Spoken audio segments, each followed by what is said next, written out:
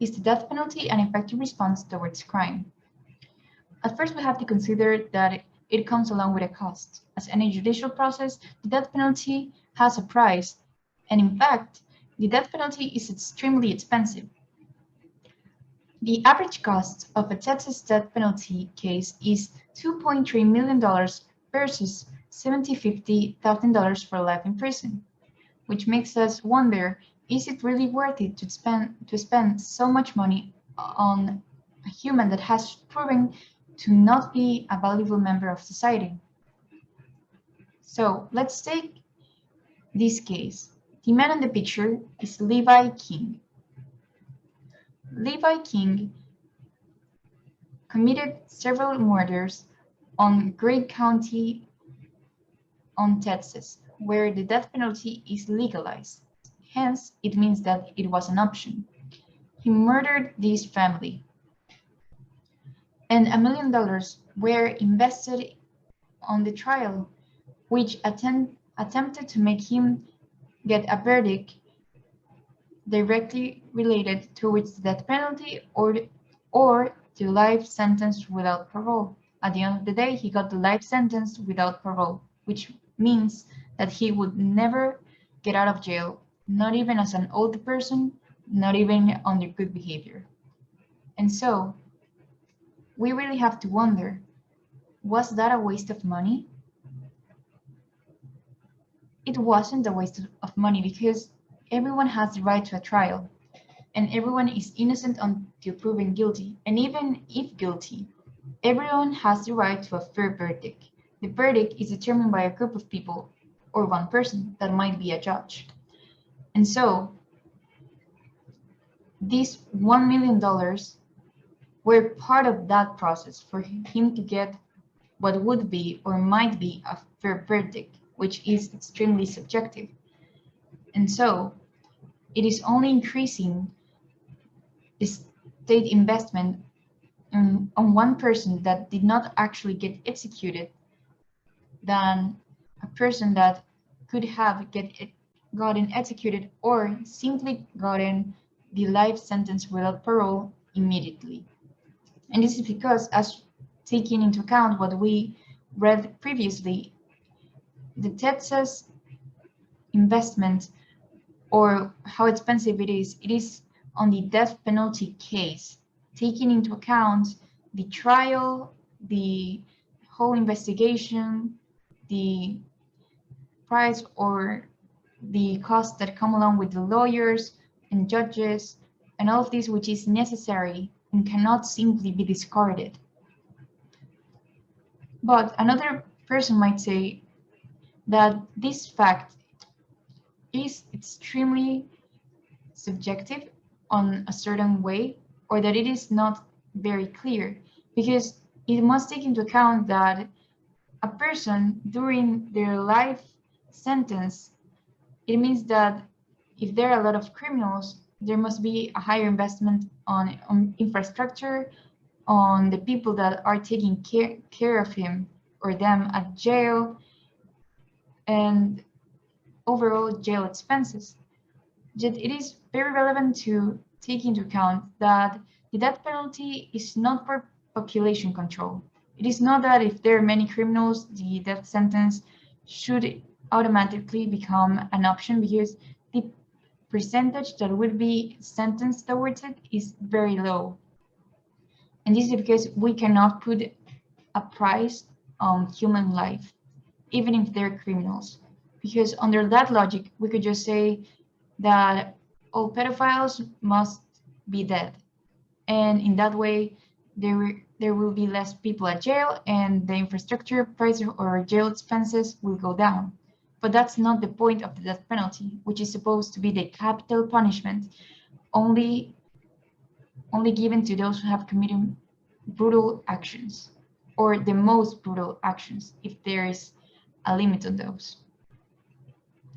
So, from a second point, which is the main objective of having the death penalty?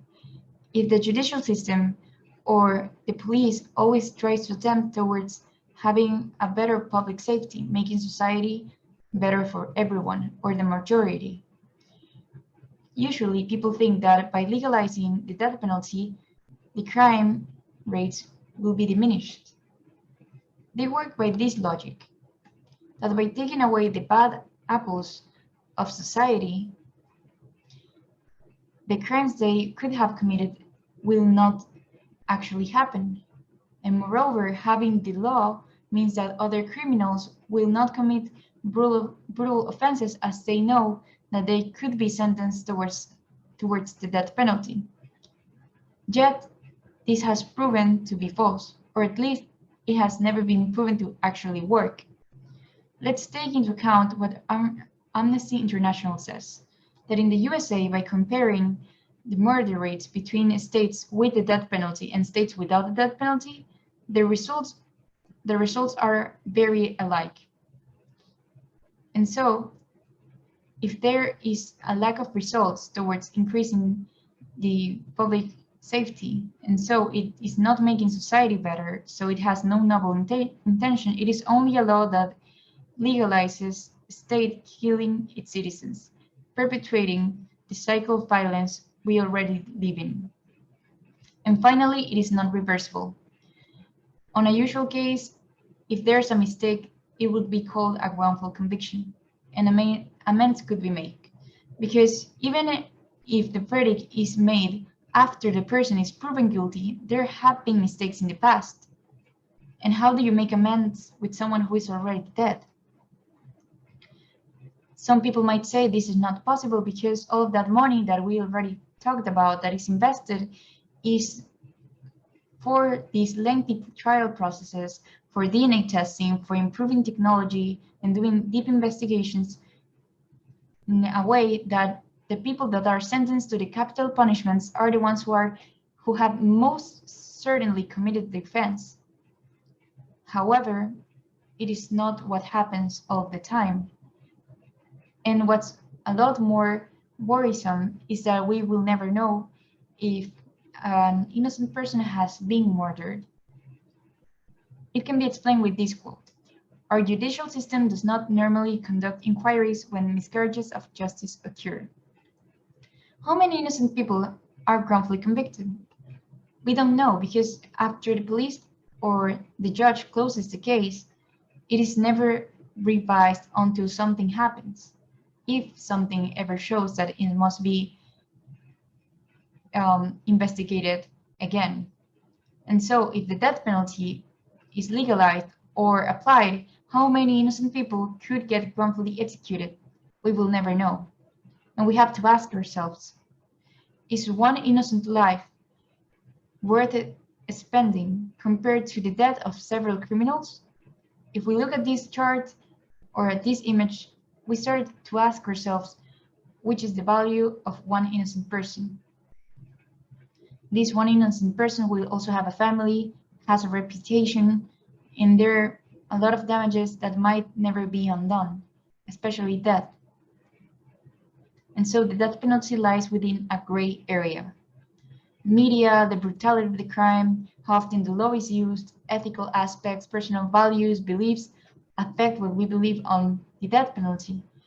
And overall, we have to ask ourselves if this is justice, which is the purpose of jail, and if the people that get the death penalty are actually being punished, because they're just dying. But if we look at this picture from the French Revolution, we can see people were willing to die for their freedom. And so being alive and not free seems like a lot more of a punishment than only dying.